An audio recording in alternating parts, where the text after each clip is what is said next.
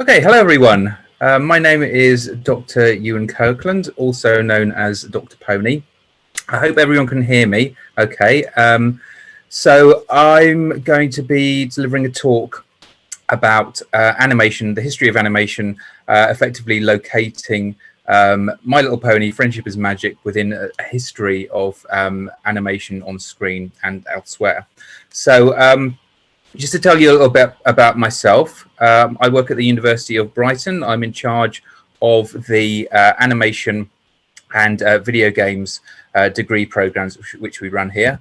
I've got a series of slides just to illustrate some of the things I've been discussing. So yes, I've done a lot of work on animation. I've written papers on the Powerpuff Girls, on the Lego Movie. I've also written about various other examples of popular TV like Battlestar Galactica, Twilight, and Dexter. A lot of my work has been on horror games. I've written quite extensively on the Silent Hill series.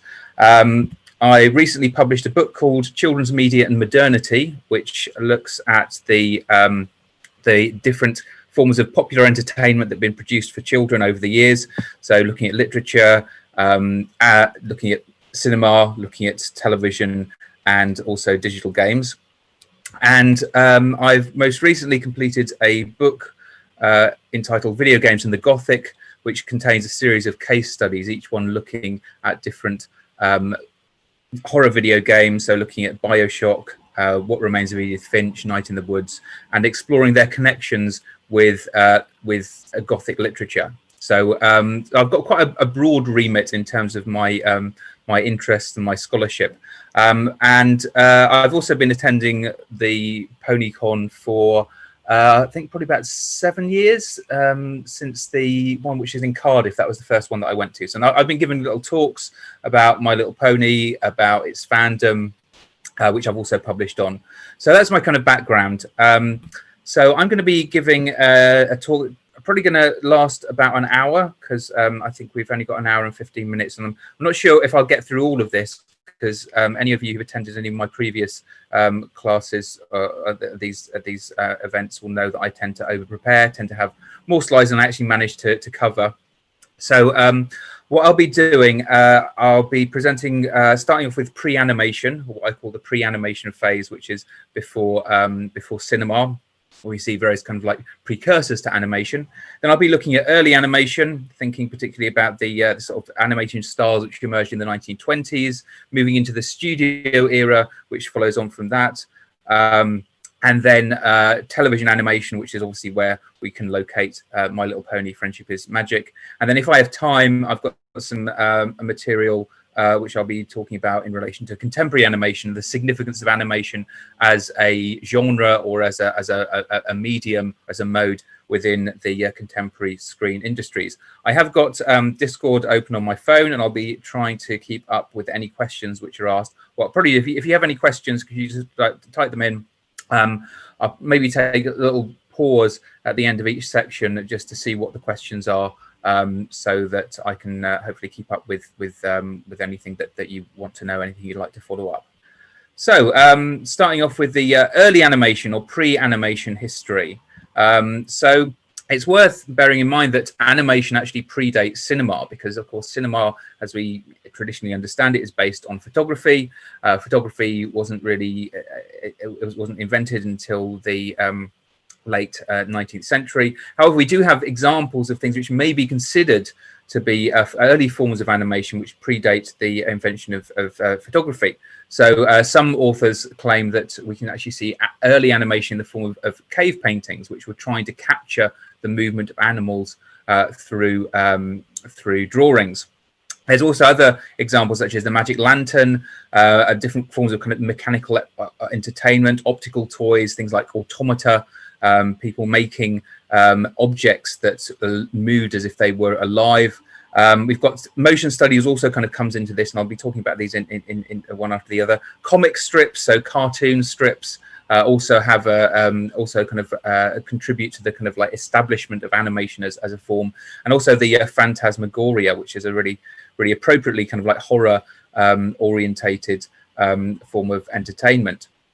And one of the things that's really interesting in terms of this kind of early history is this sort of tension between, on the one hand, magic, as in the magic lantern, and there's an example of the magic lantern slide there, and science. So science was investigating physical movement through photography, and was kind of like producing these kind of like images of horses and people running, and that's one, if you like, one stream which leads, which contributes to the development of animation, certainly the development of cinema. But then at the same time, we also have this kind of like discourse of magic. So the idea of these of moving images having something magical about them, and this tension is really interesting in terms of the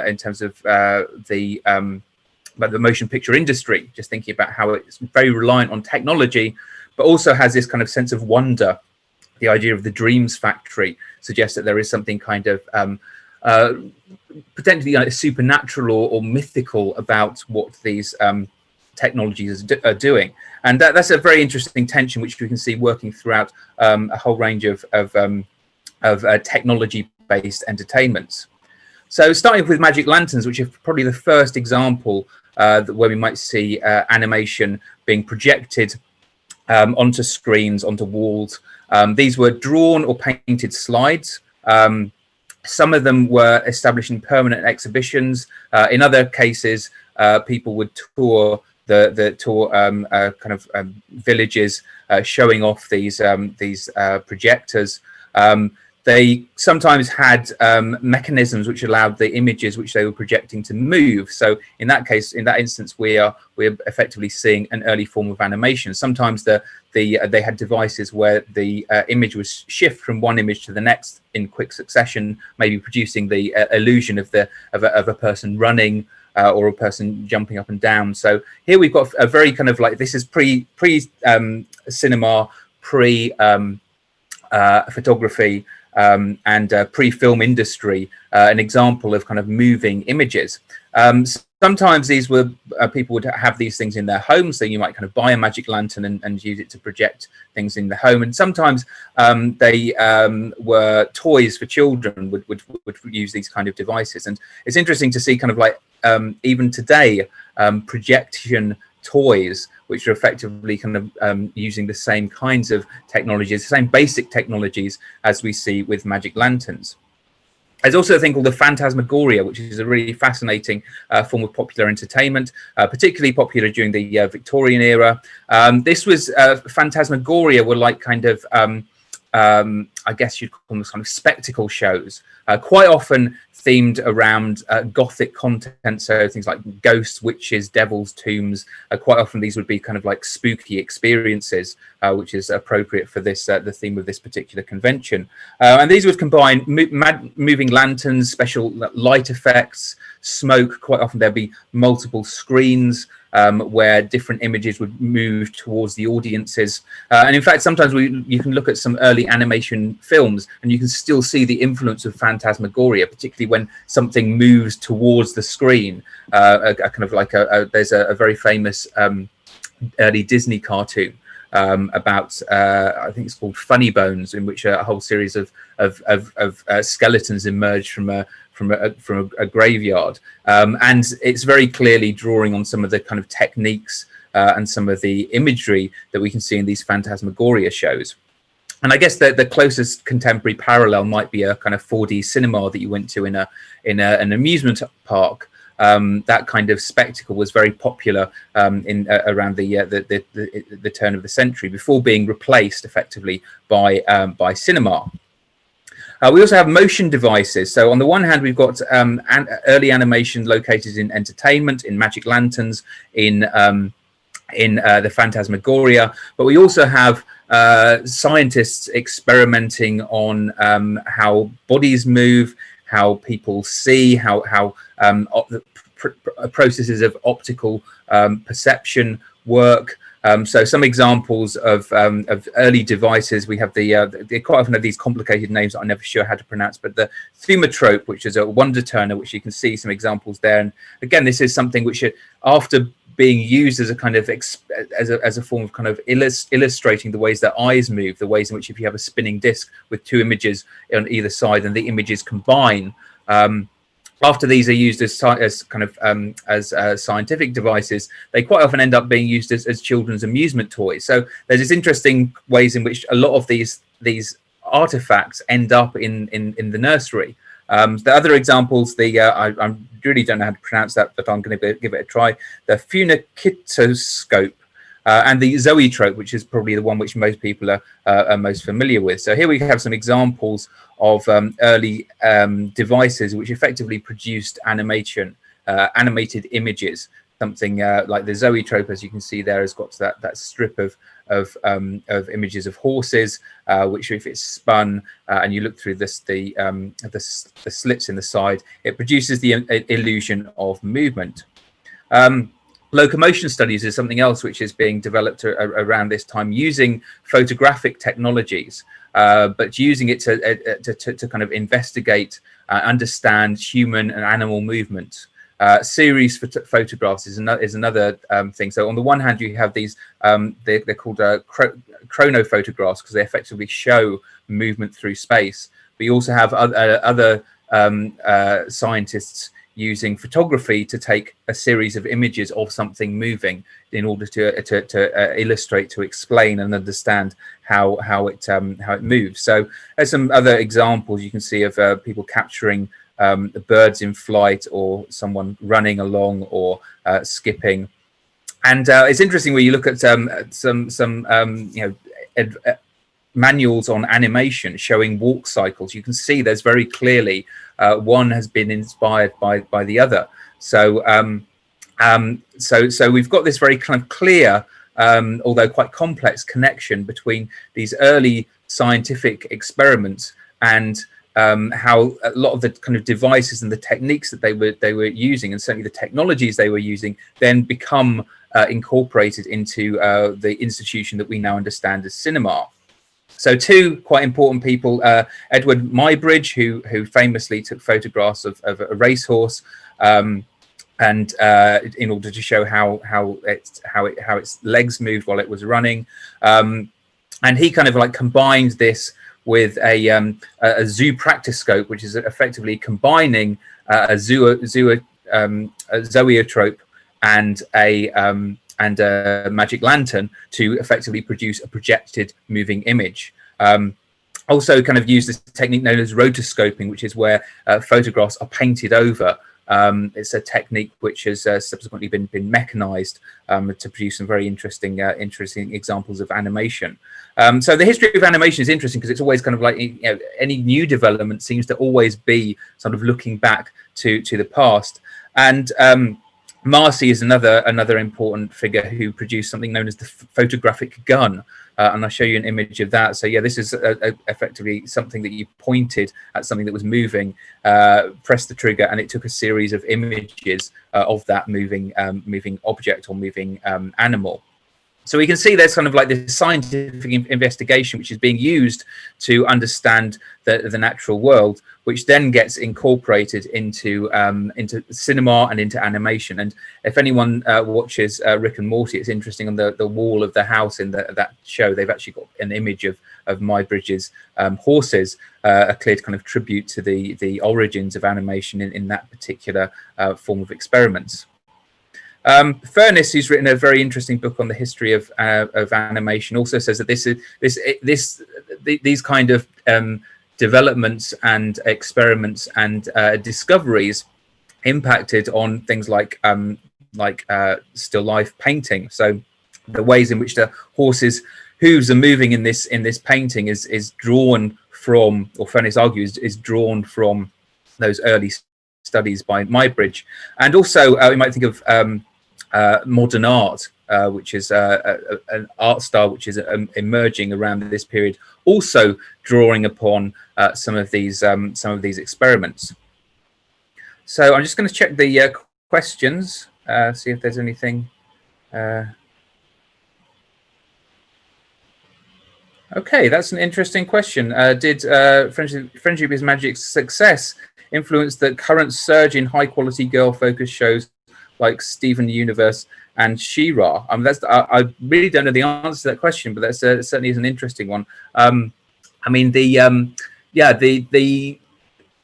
the success of those particular shows, I think is interestingly. Partly, I think it's appeal to female audiences, but also I think there is maybe an appreciation of the adult audiences for these shows and the ways in which these kind of shows can develop quite significant fandom. Certainly, I mean, I think that She-Ra is in part appealing to adult nostalgia for people who maybe of my age who grew up with the original TV show and range of toys.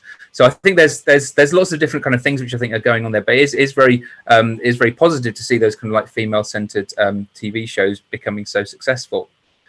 So now we're going to move on to early animation. So this is where we start to see animation in cinemas. So yeah, around the turn of the 20th century, we see the invention of the projection and film cameras, and those kind of combine. And around the kind of like 1910s, we start to see the development of purpose-built buildings, which are designed to show feature films and short films and so on. And the film industry, kind of developed in quite a sort of haphazard manner before kind of consolidating into the institution we understand it as cinema. Early films were very short. Sometimes they'd only be a few seconds long. They gradually get longer, and as they get longer, they become more narrative-centered, and filmmakers start to develop various techniques for telling stories through this new medium. So some notable figures in terms of early animation: Georges Méliès and his use of films, trick photography. If anyone's seen the film Hugo, that's very much a kind of like fictionalized account of Méliès's life. But Méliès was originally a stage performer. He was a magician, and in fact, quite a lot of early people involved in the film industry worked in the theatre beforehand, because that's a very clear precursor to cinema. Even to the point where in the States, cinemas are known as theatres, movie theatres. So Méliès was a showman, a magician, and he developed various techniques, or in some cases exploited techniques which had been developed by others to produce these fantasy films. So he uses things like dissolves, cuts, and then changing the scene. So lots of different kind of like techniques, quite often combining theatrical techniques with cinematic ones. So, for example, having a kind of puff of smoke and then a monster appears. The puff of smoke being very clearly associated with those kind of moments in stage productions. But also he combined live action with animated figures, in some cases stop motion, in some cases more kind of like something more akin, I guess, to a sort of a magic lantern slide. So, and also his work is drawing upon the Phantasmagoria. Interestingly, sort of again, we might think about, is this animation? And a lot of early films, color films, because the color techniques had yet to be effectively developed, were hand painted. So some poor person would have to sit there painting every individual frame of the film, and so we might argue that actually that makes it a form of a combination of live action and animation. We're seeing a lot of that today in terms of special effects, the combination of CGI and live action. So again, we can say that even these early films still have and their combination of animation and live action. We can say that these early films have considerably influenced contemporary cinema. Émile Cohl's Phantasmagorie, obviously playing on that Phantasmagoria, is quite often seen as one of the first animated films. It's very short. It's available on YouTube if you want to look at it. It's basically a kind of very surreal film in which lines transform into objects, and those objects transform into other objects. It's a very interesting, playful attempt to kind of like explore what animation can actually do. It's very simple, just a white lines on a black background. Interestingly, at the beginning of the film, we see the animator's hand entering the screen. That's something which we see quite a lot in early animation.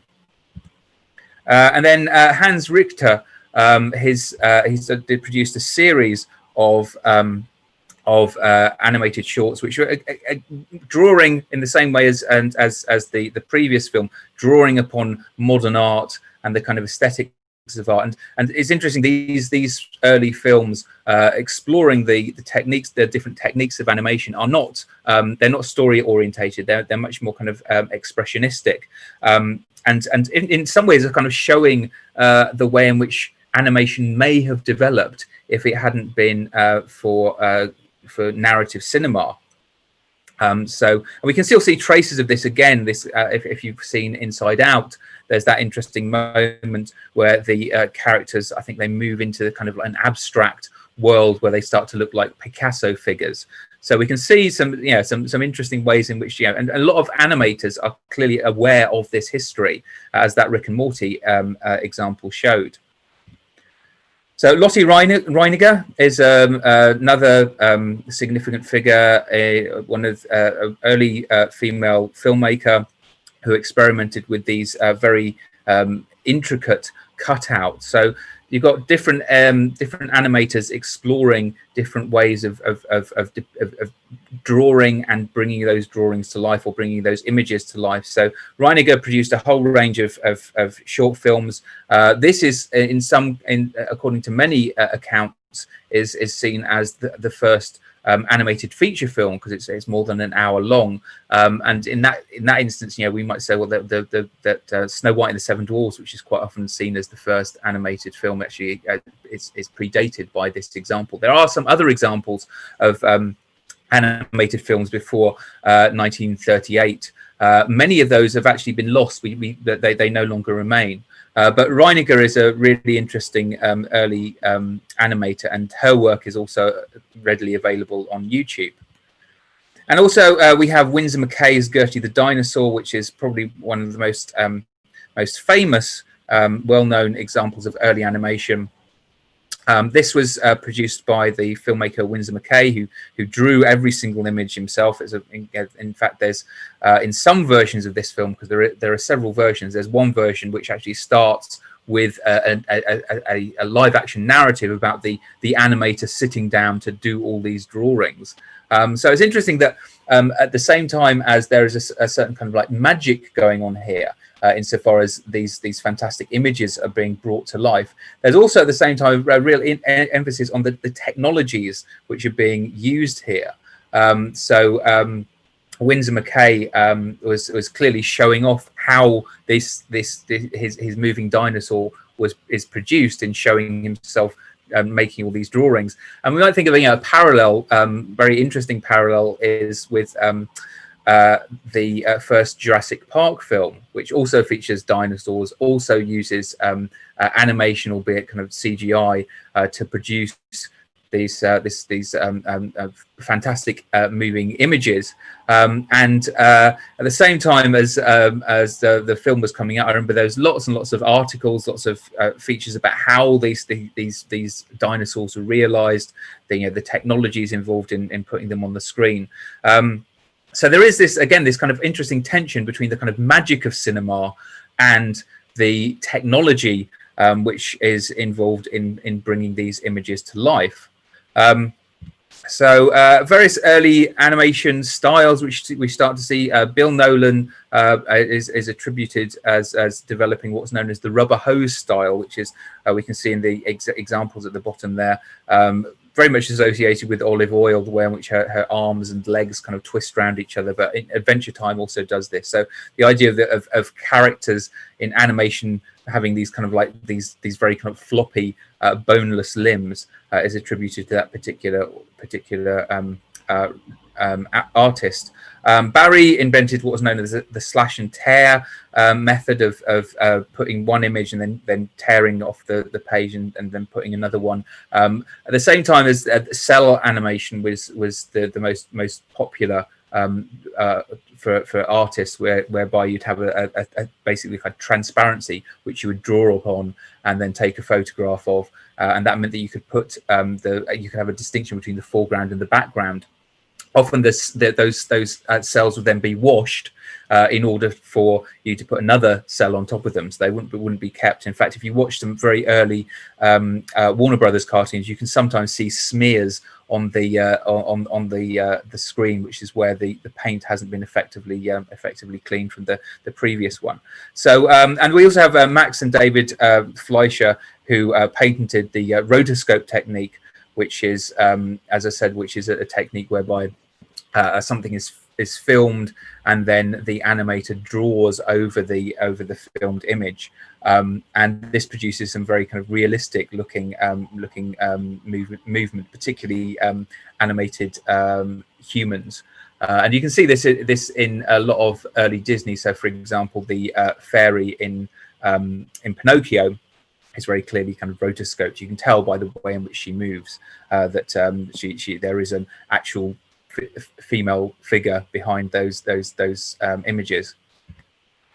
And then we have Out of the Inkwell, which is a series which began in 1919. A number of things about this. It used this was for the Fleischer brothers, so it used rotoscoping with the figure of Coco the clown. Also interesting is, again, the ways in which there is quite often a relationship between the animator and the drawing. So quite often there will be some kind of tension between the person doing the animation, who you would actually see on the screen, and then the character that they were drawing would come to life and would quite often behave in quite a problematic way, or there'd be some kind of like a battle between the animator and their animated creation. So there's these are techniques which a lot of animators of this particular era were experimenting with. And then we have Felix the Cat, who is interesting. Again, like a lot of these early animation short films are available on YouTube. It's interesting when you watch that some of the Felix the Cat films. He's very badly behaved. He's a womanizer. He's a drunk. He takes there's various moments where he seems to be hallucinating, and it shows that that interestingly that these were not cartoons which were made for children. Felix is quite often engaging with some very adult behavior, because that relationship between children and cartoons had yet really to be established.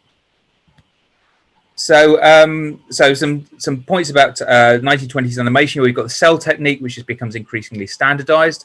We have a clear division of labor. So whereas Winsor McCay was doing all the animation himself, here we have a division between inkers, painters, cell washers. This was very gendered within the early film industry. So quite often inking and painting was largely a woman's role, whereas the actual design of characters would be by male artists. We also have development of time-saving techniques or economic techniques, such as repetitive cycles of walking. In terms of genre, the animation remained very much based around comedy, around gags. It would quite often be surreal in a way that the early animation was sort of experimenting with how this form could show things on the screen which don't necessarily exist in real life. We also have a stillness. So quite often when you're watching these early animated shorts, there'll be moments where there's actually no movement on the screen, or there's very little movement. So again, the sort of economics of producing animation, which can be potentially very expensive indeed. We have adaptations and plagiarisms. So we have Crazy Cat, Felix the Cat, Julius the Cat. Animators were stealing ideas from each other and copying each other's characters. We have animators who move across studios, and also fairy stories were quite often very popular as a basis for early animated shorts. So I'm just going to have a look at. Okay, I can't see any other questions coming up. So I'm just going to move on to the next section. So now we start to see the consolidation of the film industry around a series of big studios. So we've got Warner Brothers, Paramount, Universal's, MGM. I think there's 8 major studios of this period who have a kind of big monopoly on the film industry. So this is quite often known as Hollywood's golden age, which involves something known as vertical integration, where these studios controlled production, distribution, and exhibitions. They controlled all the different levels of film production and or the film industry, which was eventually ruled unconstitutional by the Supreme Court. And this led to the breakup of the studio system, but that doesn't happen for a while. And this involved a very factory style form of film production, and we can see how animation is already starting to adopt quite a kind of hierarchical, rigid, economically a streamlined method of production. And the studios, most of these studios would have an animation wing where animated short films would be produced. So this is a period where there's a considerable amount of control over the film industry, but that control by a small number of companies allows this film industry, certainly in America, to really kind of consolidate itself and to establish itself as the most popular form of screen entertainment.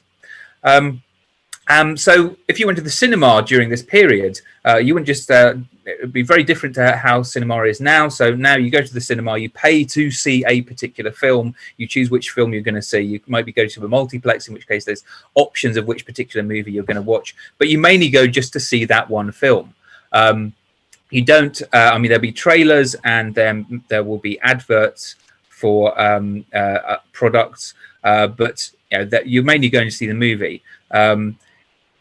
Interestingly, the only instance where you may see something before the movie would be maybe an animated feature. So if you go to see a Pixar film, quite often there is a short film which precedes that movie. And if you go onto the Disney Plus channel, there's lots of short Pixar movies. And the ways in which animation has retained that kind of like that tradition of the short film, even as the short live action film has died out, is really interesting. So when you go to see a Pixar film and there's a brief sort of 5-minute movie beforehand, that is actually a kind of throwback to the period when animation was predominantly in short format. So whereas feature films were getting longer and longer because that was more economic, you could reuse the sets, you could reuse the actors and the props and so forth. In contrast, while live action cinema was getting longer, animation, because of the restrictions on production, pretty much remained in short form. Even after the release of Snow White and the Seven Dwarfs, Disney, Warner Brothers, MGM were producing short animated films. So anyway, I was going to say, in contrast to the situation which you have now, where you're just going to see one film, if you went to the cinema during the studio era, you would sit down and you would see a whole range of programs. It'd be kind of like if you just sat down and switched on the TV. And you watched a whole procession of different forms of entertainment. So there'll be live action shorts. There'll be things like newsreels, which would show you kind of like important, significant events of the day. Trailers for forthcoming attractions. The feature film.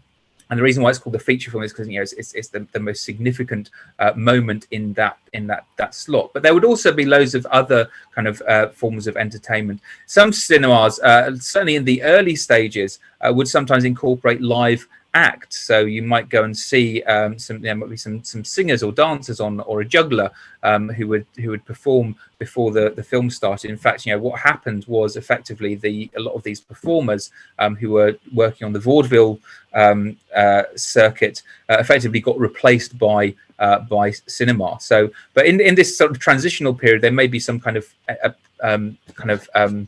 live entertainment as well, and cartoon shorts would also be integrated into that long bill of entertainment. And Eric Smoodin, in his book on animation culture, does talk about the ways in which the studio era allowed animation to exist in short form, whereas when the studio era collapses, that's when we start to see the prominence of the animation as a feature film.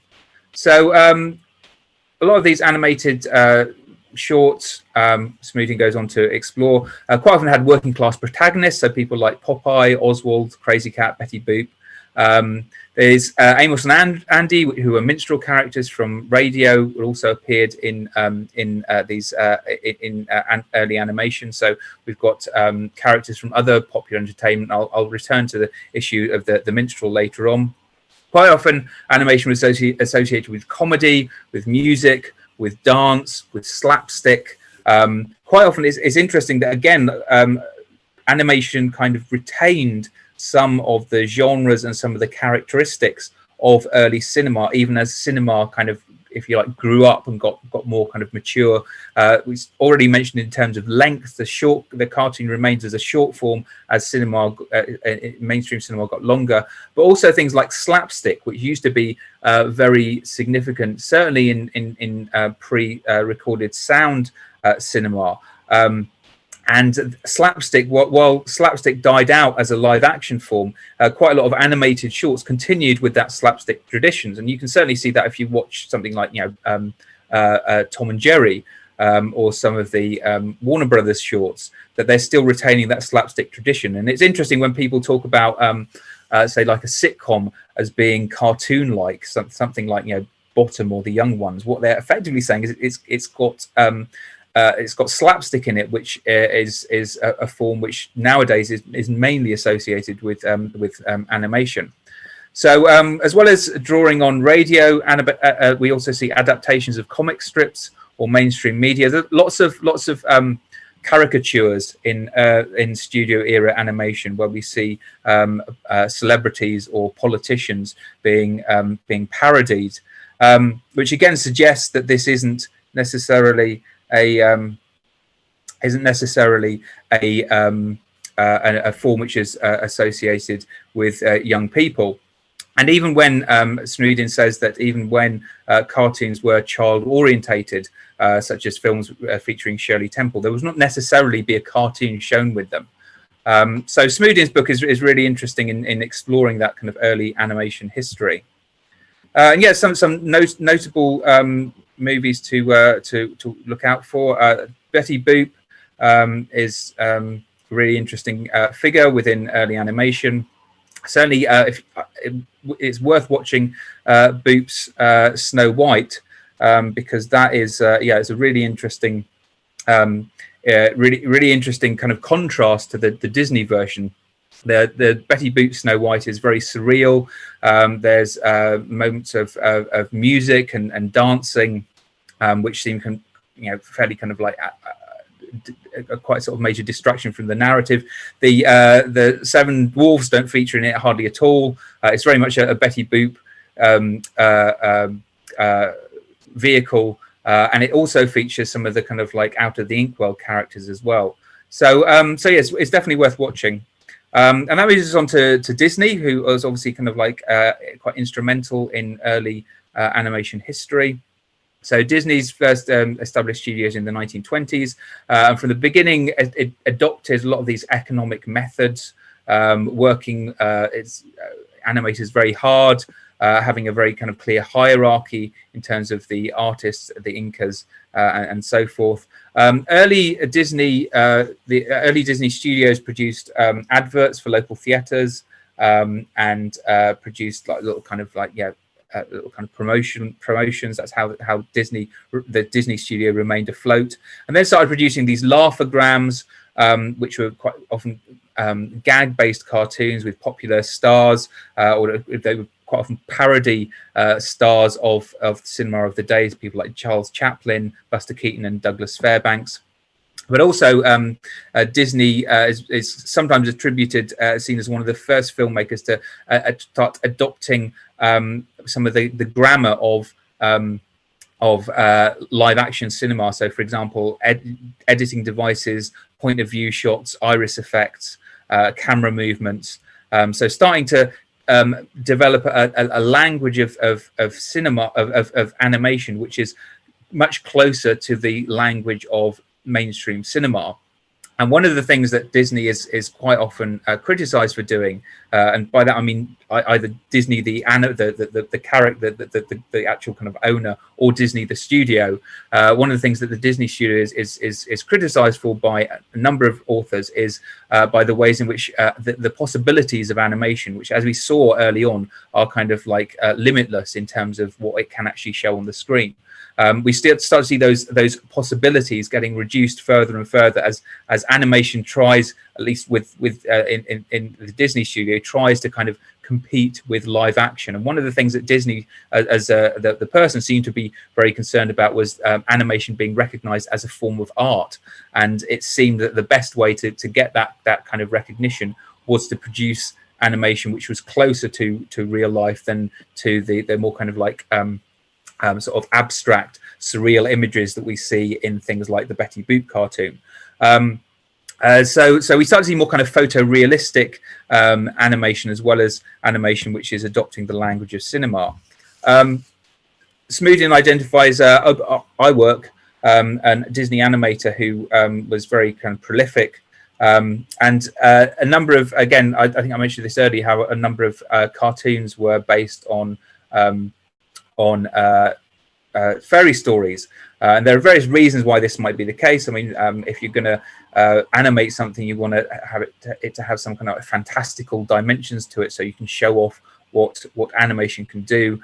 And animation is very good at special effects, as we can see in the use of CGI in mainstream cinema.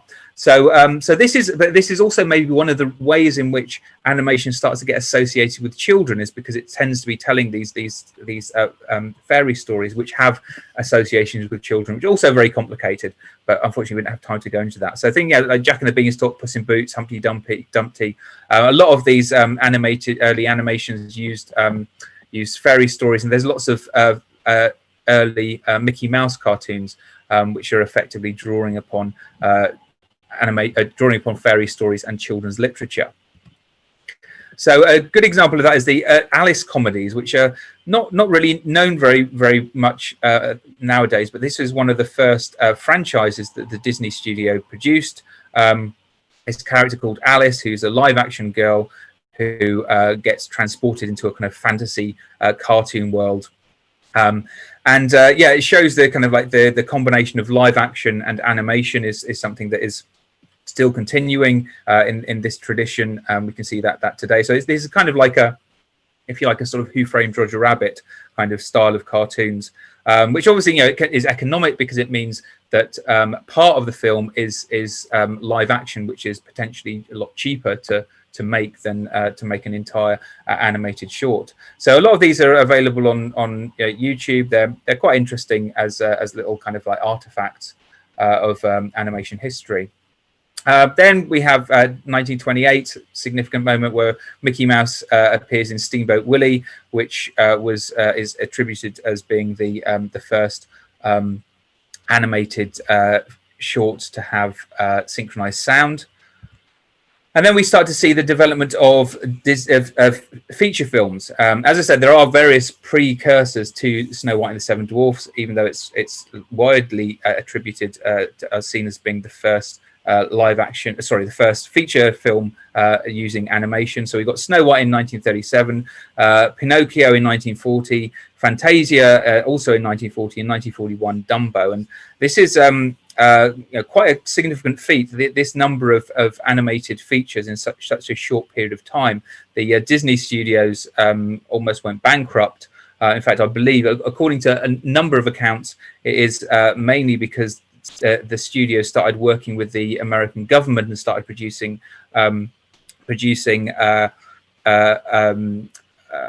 propaganda films during the Second World War. That is largely, yes, a lot of authors say that's how the Disney studio kept afloat, because a number of these films were very expensive. Well, they were all very expensive. A number of them didn't do terribly well. So Fantasia, for example, was a very ambitious project, which shows again the ways in which Disney, the studio and the individual, were trying to push the envelope of what animation can do, trying to get animation recognized as a serious art form. So Fantasia, which is effectively a series of music videos using animation to accompany pieces of classic classical music. This was effectively designed as a showcase of what animation can do, appealing to very clearly to middle class audiences. It didn't do terribly well, and the ambition that Disney had originally was to have this as a touring show, where every time you went to see Fantasia, you might see a different combination of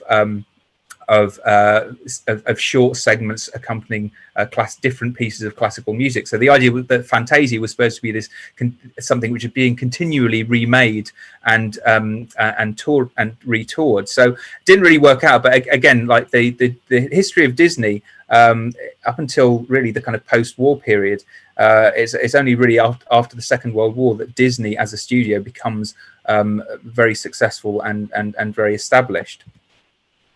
We also have the Mickey Mouse clubs. So these are really interesting. One of the things which happens very early on in the film industry is as cinema owners start showing films just for children. So in the pre-studio era, this was a tradition that got established very early on, and this would always be on a Saturday morning.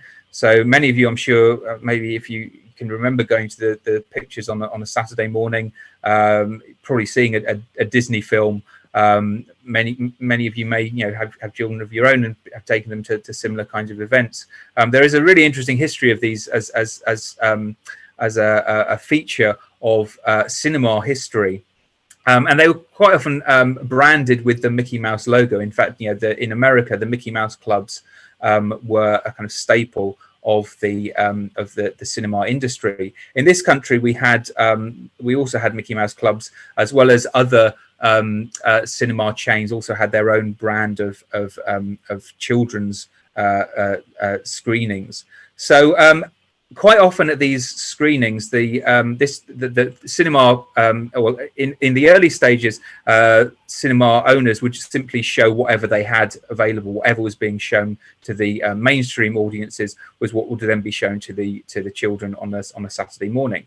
And then as the catalogues of films started to be developed, cinema owners started to select particular material which was seen as appealing largely to children, and cartoons became one of the kind of like the mainstays of these Saturday morning screenings. And this might be where, and again, like where we start to see that association between children and animation really becoming developed. Up until this point, or rather throughout the early stages of the development of animation, it's very clearly, as we can see from Betty Boop cartoons and Felix the Cat cartoons, these are intended to appeal to a mainstream audience. If you enter the cinema, the chances are you would see a cartoon at some point amongst all the other form entertainment which is being shown to a mass undifferentiated audience. However, as cinema starts to develop, and as the short becomes less significant, as the format of cinema going starts to approach the kind of one that we're familiar with now, where you just go to see one film, you don't have a whole series of short films accompanying it. As that starts to develop, the only place where you'd see short cartoons would be at one of these Mickey Mouse clubs. So again, we're thinking about the ways in which animation and the way that animation is screened has changed over the years. It's also worth mentioning when we're talking about the early animation, how many of the studio animation shorts were based on some quite racist imagery. So here we see this kind of preoccupation with depicting black people in skirts, with as cannibals, as these kind of very threatening figures, and this is something which a number of historians have spent a lot of time exploring. A lot of this kind of gets edited out or gets kind of like removed in subsequent years when there are certain kind of Mickey Mouse cartoons and certain Bugs Bunny cartoons which are quite hard to source because the studios are rightfully embarrassed about this kind of content. There's a very interesting book by Nicholas Salmond called Birth of an Industry, which is about the early animation and the relationship between early animation and, in fact, contemporary animation and the blackface tradition, the tradition of minstrel performers, which, you know, if you were growing up in this country in the 1970s, you would have been able to see these being performed on British TV.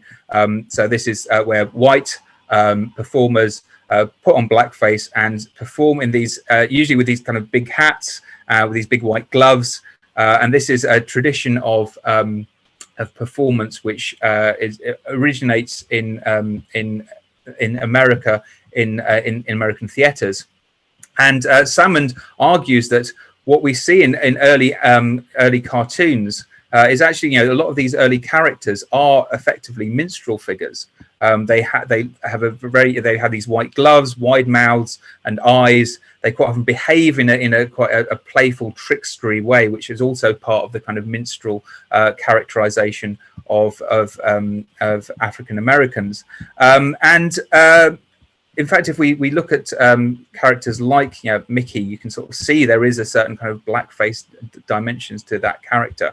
And Mickey Mouse, Felix the Cat, Bimbo, Coco, Bugs Bunny, even Salmond says, all have qualities which are drawn from this tradition. Even if the animators were not aware that they were reproducing these tropes are still present. And in particular, Salmond mentions the gloves. How the minstrel characters, when minstrels on stage would quite often wear these big white gloves. So that's where they're like doing this sort of jazz hands thing. And that is why, or one of the reasons why Mickey Mouse has these big white gloves, why Sonic the Hedgehog has these white gloves, is because it's a throwback to the ways in which these early characters were designed. Now the tradition of animated characters having these particular handwear. Obviously, you know, early contemporary animators are probably unaware of this origins. It's not to suggest that there's something problematic in and of itself, but certainly it's interesting to see the ways in which issues of race and representation impact on the development of animated characters. Okay, so I'm still not seeing any questions coming up in thread, so I'm just going to continue. So now we're moving on to television animation. In this period, we start to see more of a kind of further consolidation of that relationship between children and animation. So Jason Mitchell talks about the ways in which animation from the studio era, so Bugs Bunny cartoons, Roadrunner cartoons, Tom and Jerry, would start to be put together in half-hour blocks, or sometimes would just be interspersed with the television programming, much in the same way as they would have been interspersed with feature films during the studio era. So cartoons are either kind of like, and I'm sure if you're my age, you can probably remember times when you'd be watching TV and suddenly a Tom and Jerry cartoon would just appear before the news, or, you know, to fill a spot in the schedule. But also what happens is these cartoons start to get lumped together in half-hour slots. So you have like a kind of cartoon half hour. Mitchell says quite often these the characters and moments in these films and these shorts would be edited. So if they had imagery which is now considered racist, that would be removed. I remember there was a big controversy about the maid in Tom and Jerry cartoons and the way in which she talked, and in some versions of that cartoon, the maid has been replaced with a white character or with a white pair of legs. And these cartoons, not just for children, although it does seem that children were one of the kind of main audiences for these screenings. But then throughout the 1950s, in America, we start to see more and more the kind of consolidation of animation, these blocks of animated shorts being shown during the children's screening moments. So what Mitchell refers to as kidvid, or the Moppet market. Television broadcasters start to identify children as a distinct audience and start to kind of put together usually animated cartoons in order to entertain them. We also have made for animation, made for television animation. So as well as seeing animation from the studio era, made to be shown in cinemas, being shown on TV, we start to see animation which is made specifically for television audiences. So Hanna-Barbera is a studio which is really significant there. Again, like Hanna-Barbera wasn't necessarily making cartoons for children, although a lot of those cartoons did end up being shown in children's screening slots. These films were quite often popular with older viewers. They're quite often praised for their wit and satire. Quite often there's a kind of distinction that critics draw between the dialogue appealing to adults and the slapstick appealing to children. I might think of something like The Simpsons as carrying on that tradition in many ways. The Simpsons combines satirical dialogue with moments of slapstick. And then Mittel says a really significant moment happens in the 1960s. We see the Flintstones broadcast on ABC. This is an animation series which is very, very clearly aimed at adults. That is evident in its sitcom structure, in its satirical content. So the Flintstones, the original Flintstones series, is very much about satirizing modern life. It was broadcast in the evening. It was sponsored by the tobacco industry. So it's very clearly, effectively, it was the Simpsons of its time. And it was very popular with mainstream audiences.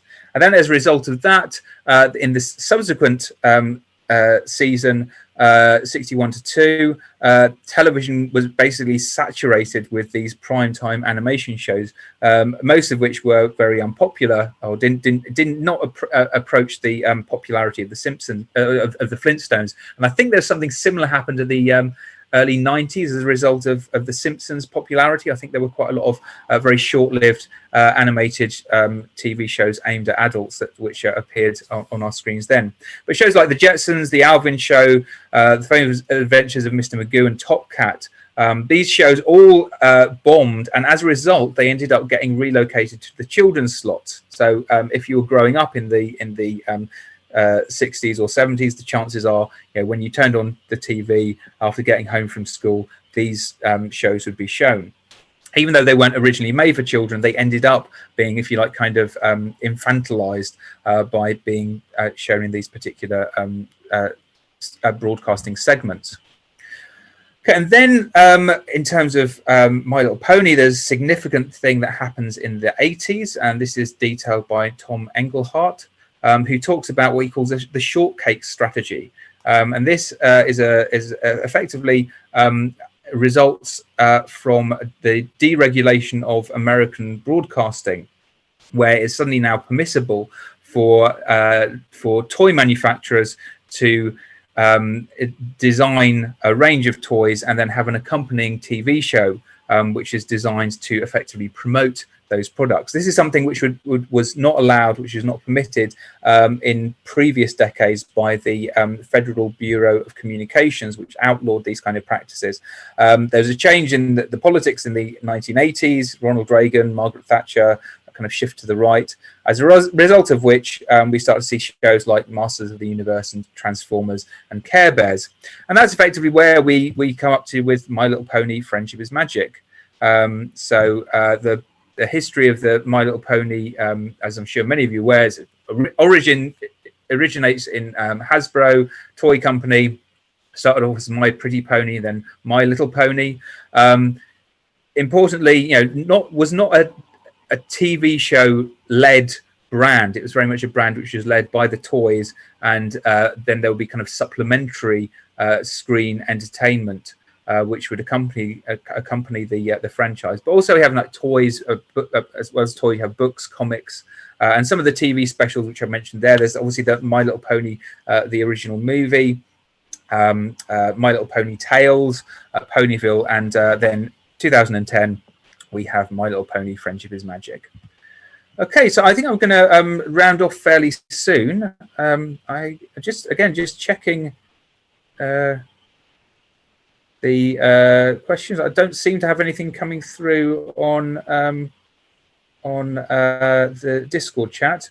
But just as a way of concluding, I think there's ways in which we can see My Little Pony is fitting into this history of animation.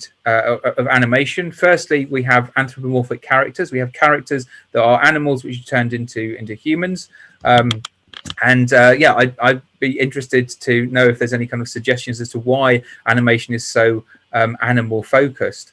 If we look at, you know, the early animated characters were all animals, even if they walked on two legs. So we have the anthropomorphic characters. We also have the way in which fairy stories have impacted on animation.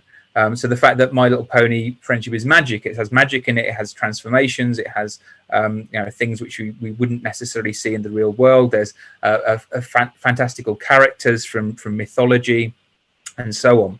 The fact that it's aimed at a juvenile audience, although, you know, I'm sure many of the people who are listening to this talk are or would consider themselves to be adults. Undoubtedly, My Little Pony is primarily a franchise aimed at young girls.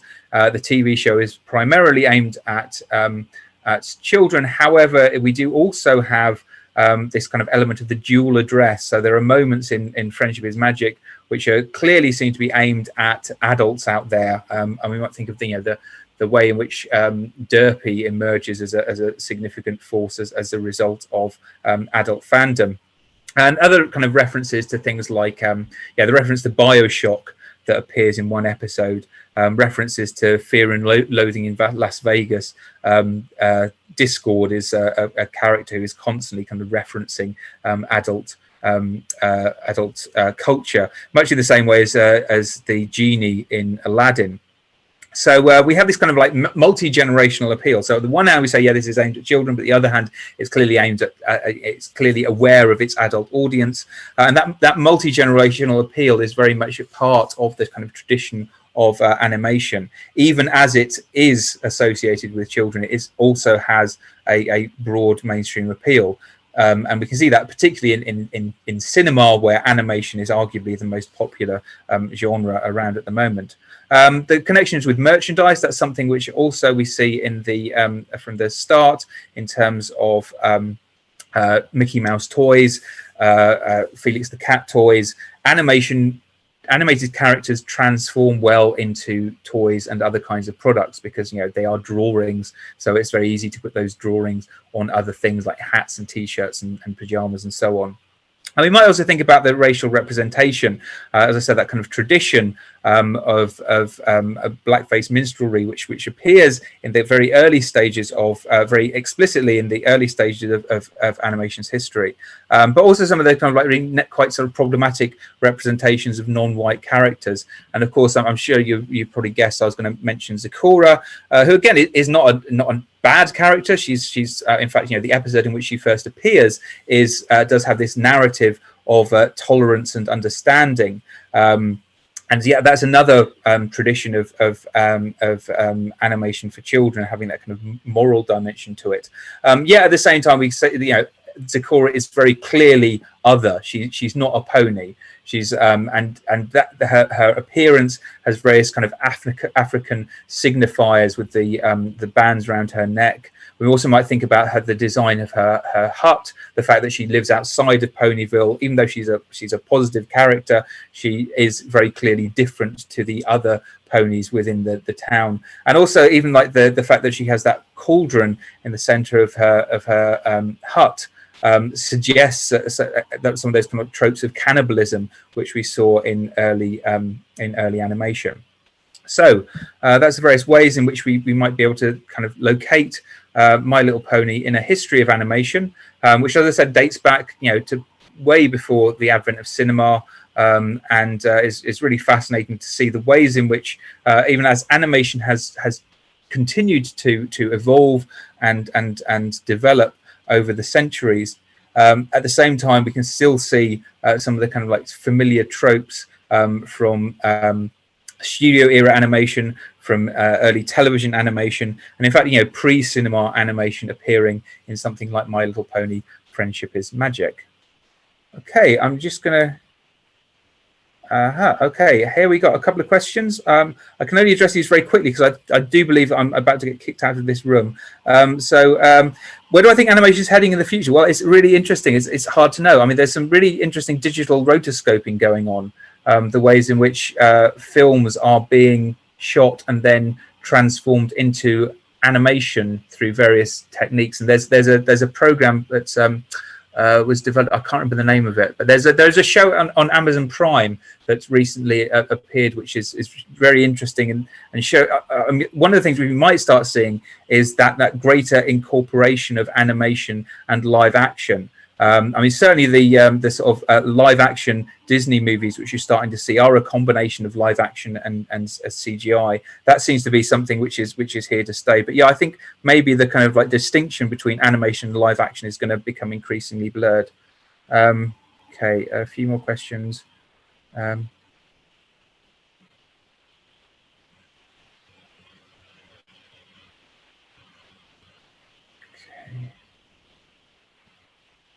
Awesome. Thank you very much. Glad you appreciated the lecture. Yeah, I can't see any other questions. Just thanks. So I'm glad you enjoyed it. It's kind of weird presenting like this and having absolutely no feedback at all from people physically in the same room. Oh, is the distinction between animation and CGI gone? Well, I mean, CGI is animation. It is a form of animation. I mean, there's lots of different kinds of animation. There's obviously hand-drawn, there's computer-generated, there's stop motion, there's pixelation, which is where you actually get people and move them around and take photographs of them. And yeah, I mean, I would say, yeah, if that if you're watching something like if you see the remake of Pete's Dragon, is pretty much doing the same thing as the original Pete's Dragon, except instead of having a cell framed, a cell hand-drawn dragon, it's got a CGI one, but it's practically doing exactly the same thing.